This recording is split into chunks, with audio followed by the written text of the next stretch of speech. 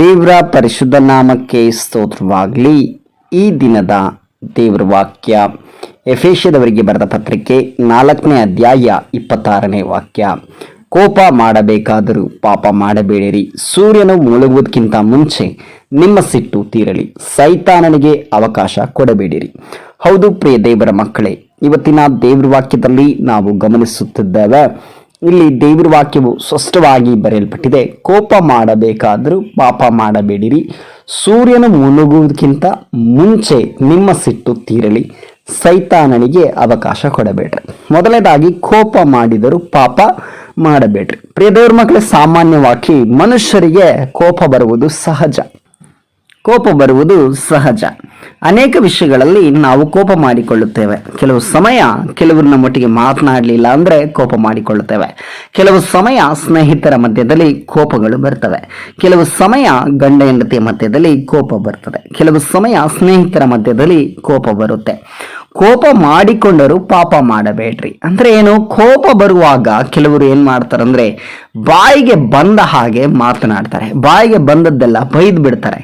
ಕೆಟ್ಟದಾಗಿರ್ಬೋದು, ಒಳ್ಳೆದಾಗಿರ್ಬೋದು, ಸಪ್ಪಿಸ್ಬೋದು. ಕೆಲವು ಸಮಯ ಏನ್ ಮಾಡ್ತಾರೆ, ಕೋಪದಲ್ಲಿ ಅವ್ರು ಏನ್ ಮಾತಾಡ್ತಾ ಇದ್ದಾರೆ, ಏನ್ ಮಾಡ್ತಾ ಇದ್ದಾರೆ ಅಂತೇಳಿ ಅವರಿಗೆ ಗೊತ್ತಾಗೋದಿಲ್ಲ. ಆ ರೀತಿಯಾದ ಕಾರ್ಯಗಳನ್ನ ಮಾಡ್ತಾ ಇರ್ತಾರೆ. ಅದನ್ನ ನಾವು ಮಾಡಬಾರ್ದು ಎಂಬುದಾಗಿ ದೇವರ ಆತ್ಮನು ನಮ್ಮೊಟ್ಟಿಗೆ ಸ್ಪಷ್ಟವಾಗಿ ಹೇಳ್ತಾ ಇದ್ದಾರೆ. ನೋಡ್ರಿ, ಅದಕ್ಕೆ ದೇವರ ಆತ್ಮ ಹೇಳ್ತಾರೆ, ಕೋಪ ಮಾಡಬೇಕಾದರೂ ಪಾಪ ಮಾಡಬೇಡ್ರಿ. ಕೋಪ ಮಾಡ್ಬೋದು, ಆದ್ರೆ ಪಾಪವನ್ನ ಮಾಡಬೇಡ್ರಿ. ಕೋಪದಲ್ಲಿ ನೀವು ದುಡುಕಿ ಮಾತಾಡಬೇಡಿ.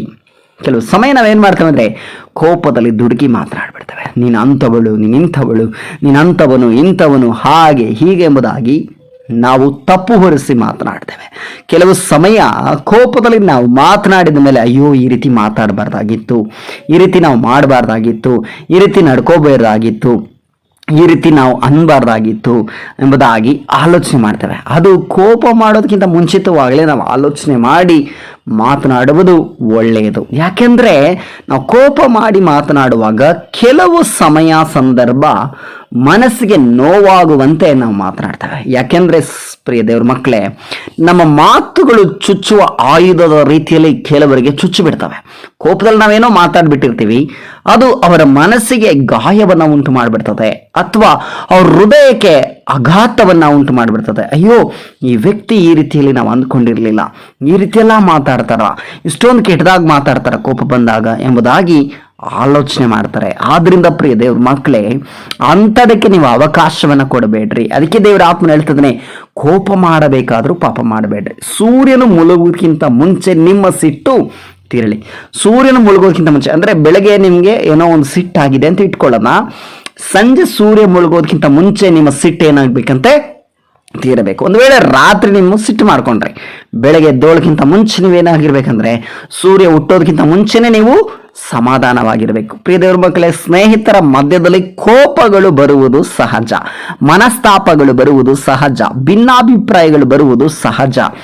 ಆದರೆ ನೀವು ಆ ಸಿಟ್ಟು ತೀರಿಸುವವರಾಗಿರ್ಬೇಕು. ಆ ಸಿಟ್ಟನ್ನು ಇಟ್ಕೊಂಡೇ ಸಾಧನೆ ಮಾಡುವವರಾಗಿರಬಾರ್ದು. ಅವ್ರು ಹಂಗೆ ಮಾತಾಡ್ಬಿಟ್ರು, ಆ ರೀತಿ ಮಾತಾಡ್ಬಿಟ್ರು, ಆ ರೀತಿ ಅಂದ್ಬಿಟ್ರು, ಈ ರೀತಿ ಅಂದ್ಬಿಟ್ರು, ಹಾಗೆ ಮಾತಾಡ್ಬಿಟ್ರು, ಈಗ ಮಾತಾಡ್ಬಿಟ್ರು ಅಂತ ಹೇಳಿ ಆಲೋಚನೆ ಮಾಡ್ಲಿಕ್ಕೆ. ನೀವು ದೇವರ ಮಕ್ಕಳಲ್ವಾ, ಕ್ಷಮಿಸ್ಬೇಡ್ರಿ. ಅವ್ರ ಏನೇ ಮಾತಾಡಿರ್ಬೋದು, ಏನೇ ಅಂದಿರ್ಬೋದು, ಕೋಪದಲ್ಲಿ ಅವರು ಒಂದು ವೇಳೆ ನಿಮ್ಮ ಮೇಲಿರುವಂಥ ಪ್ರೀತಿಯಿಂದ ಕೋಪದಲ್ಲಿ ಅವರು ಆ ರೀತಿ ಮಾತಾಡಿರ್ಬೋದು. ಆದ್ರಿಂದ ಪ್ರಿಯ ದೇವ್ರ ಮಕ್ಕಳೇ, ಸ್ವಲ್ಪ ಆಲೋಚನೆ ಮಾಡಿ ನೀವು ಮಾತನಾಡಬೇಕಾಗಿ ದೇವರ ಆತ್ಮನ ಹೇಳ್ತಾ ಇದ್ದಾರೆ. ಸೂರ್ಯನ ಮುಳುಗೋದಕ್ಕಿಂತ ಮುಂಚೆ ನಿಮ್ಮ ಸಿಟ್ಟು ಏನಾಗಬೇಕಂತೆ ಕಡಿಮೆ ಆಗಬೇಕು. ನಿಮ್ಮ ಸಿಟ್ಟು ಕಡಿಮೆ ಆಗ್ಬಿಡ್ಬೇಕು, ತೀರಿ ಹೋಗ್ಬೇಕು. ಸೈತಾನನಿಗೆ ಅವಕಾಶ ಕೊಡಬೇಡ್ರಿ. ನೀವು ಕೋಪ ಮಾಡ್ಕೊಂಡು ಹಾಗೇ ಕೋಪವನ್ನು ಬೆಳೆಸ್ತಾ ಹೋದ್ರೆ ಸೈತಾನನಿಗೆ ಅವಕಾಶ ಕೊಟ್ಟಂಗೆ ಆಗ್ತದೆ. ಅನೇಕ ಸಂಬಂಧಗಳು ಮುರಿದೋಗೋದು ಯಾವ್ದ್ರಿಂದ ಅಂದ್ರೆ ಈ ಕೋಪದಿಂದ. ಅನೇಕ ಸಂಬಂಧಗಳು ಮುರಿದೋಗೋದು ಯಾವ್ದ್ರಿಂದ ನೀವು ಸೈತಾನಿಗೆ ಅವಕಾಶ ಕೊಡುವಾಗ.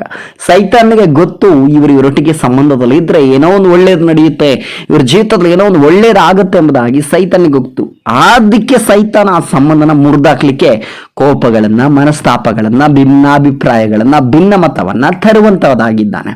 ಆದ್ರಿಂದ ಪ್ರಿಯ ದೇವ್ರ ಮಕ್ಕಳೇ, ಸೈತಾನನಿಗೆ ಏನ್ ಮಾಡ್ಬೇಡ್ರಿ, ಅವಕಾಶವನ್ನ ಕೊಡಬೇಡ್ರಿ ಎಂಬುದಾಗಿ ದೇವರ ಆತ್ಮನು ಸ್ಪಷ್ಟವಾಗಿ ನಮ್ಮೊಟ್ಟಿಗೆ ಹೇಳ್ತಿದ್ದಾನೆ. ಈ ವಾಕ್ಯದ ಮುಖಾಂತರ ದೇವರು ನಿಮ್ಮನ್ನ ಆಶೀರ್ವಾದ ಮಾಡಲಿ.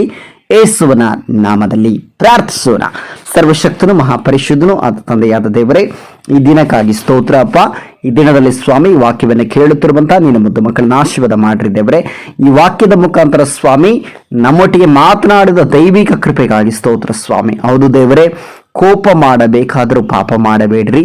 ಸೂರ್ಯನು ಮುಳುಗುವುದಕ್ಕಿಂತ ಮುಂಚೆ ನಿಮ್ಮ ಸಿಟ್ಟು ತಿರಳಿ ಸೈತಾನನಿಗೆ ಅವಕಾಶ ಕೊಡಬೇಡ್ರಿ ಎಂಬುದಾಗಿ ಸ್ವಾಮಿ ಈ ವಾಕ್ಯದೊಟ್ಟಿಗೆ ದೇವರೇ ನನ್ನೊಟ್ಟಿಗೆಯೂ ವಿಶೇಷವಾಗಿ ವಾಕ್ಯವನ್ನು ಕೇಳುತ್ತಿರುವಂತ ಪ್ರತಿಯೊಬ್ಬೊಬ್ಬರ ಒಟ್ಟಿಗೆ ನೀನು ಮಾತನಾಡಿದ ದೈವಿಕ ಕೃಪೆಗಾಗಿ ಸ್ತೋತ್ರ ಮಹಿಮೆಯನ್ನು ಸಲ್ಲಿಸುತ್ತಾ ಏಸು ಕ್ರಿಸ್ತನ ಅಧಿಕಾರವುಳ್ಳ ನಾಮದಲ್ಲಿ ಕರ್ತನೆ, ಯಾರೆಲ್ಲ ಕೋಪಗೊಂಡಿದ್ದಾರೋ, ಯಾರೆಲ್ಲ ಕೋಪಗೊಂಡು ಸ್ವಾಮಿ ಒಂದಲ್ಲ ಒಂದು ರೀತಿಯಲ್ಲಿ ಬೇಸರದಲ್ಲಿದ್ದಾರೋ, ಒಂದಲ್ಲ ಒಂದು ರೀತಿಯಲ್ಲಿ ಸಂಬಂಧ ಮುರಿದು ಹೋಗಿದ್ದಾರೋ, ಅಥವಾ ದೇವರ ಕೋಪವನ್ನ ಇಟ್ಕೊಂಡು ಸಿಟ್ಟನ್ನೇ ಇಟ್ಕೊಂಡು ಸಾಧನೆ ಮಾಡಬೇಕೆಂಬುದಾಗಿ ಆಲೋಚನೆ ಮಾಡ್ತಾರೆ, ಅಂಥವರ ಹೃದಯದಲ್ಲಿ ಕರ್ತನೆ ಇವತ್ತು ಅವರ ಮೇಲಿರುವ ಅಥವಾ ಯಾವುದೋ ಒಂದು ವ್ಯಕ್ತಿಯ ಮೇಲಿರುವಂಥ ಕೋಪಗಳ ಯೇಸುವಿನ ನಾಮದಲ್ಲಿ ಇವತ್ತೇ ಕಡಿಮೆಯಾಗಿ ಕರ್ತನೆ ಅವರೊಂದಿಗೆ ಮತ್ತೆ ಸಂಬಂಧವಾಗಿ ಮಾತನಾಡುವಂತೆ, ಅವರೊಟ್ಟಿಗೆ ಕ್ಷಮಾಪಣೆ ಕೇಳಿಕೊಳ್ಳುವಂತೆ, ಒಬ್ಬರೊಟ್ಟಿಗೆ ಒಬ್ಬರು ಸಂಬಂಧ ಬೆಳೆಸ್ಕೊಳ್ಳುವಂತೆ ಸ್ವಾಮಿ ನೀನು ಕೃಪೆ ಮಾಡಬೇಕಾಗಿ ನಿಮ್ಮಲ್ಲಿ ಪ್ರಾರ್ಥಿಸ್ತೇನೆ ಸ್ವಾಮಿ.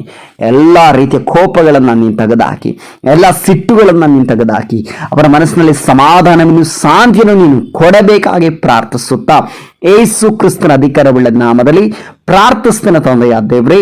ಆಮೇನ್, ಆಮೇನ್, ಆಮೇನ್. ದೇವರು ನಿಮ್ಮನ್ನು ಆಶೀರ್ವದಿಸಲಿ.